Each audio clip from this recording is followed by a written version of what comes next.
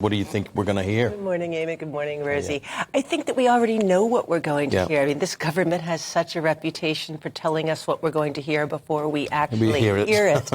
But I don't think it's going to be anything particularly exciting. This has been billed as such a big deal. But remember, this package was meant to come in August, right? Yeah. Rishi Sunak has said, yes, we understand that the cost of living is going to hurt people. We're going to help them out, but we'll help them out somewhere down the road. Yeah. And I hate to be a cynic, but I've been a journalist for a very long time. The timing of this package after the Sue Gray report, I don't know, I'm a little bit cynical here. What do you guys think about that? Well, maybe we just take the package for what it is. It's going to help.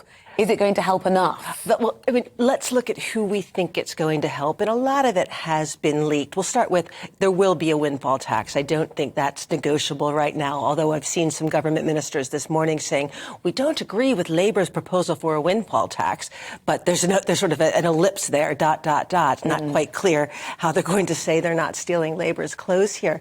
It looks like the centerpiece will be an extension of this break that we were meant to get on our fuel bills come October. Remember, Rishi Sunak announced this a couple of months ago. Come October, we'll get a one-off £200 discount on our heating bills, although that will be repaid over 5 years in £40 installments. It looks like what will happen is that will be increased, possibly even doubled, and it'll be a grant. It won't be a loan. We won't have to repay it. Yeah. The thing that's crucial here, though, is this looks like it will be universal. You'll get it.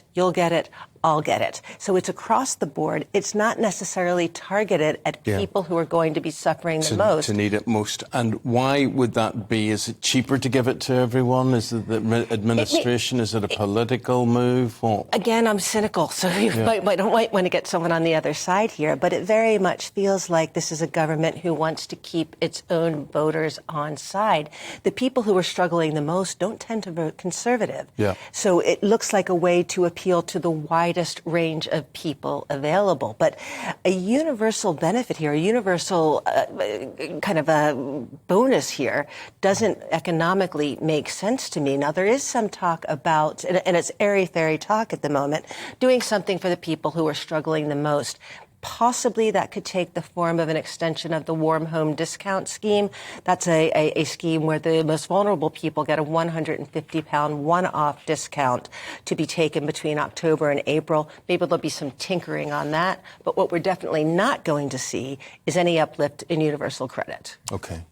Thank you so much. Lots of people, particularly those vulnerable families, will really be anticipating what the Chancellor has to say later. Laura, I really appreciate your insight ahead of that. And of course,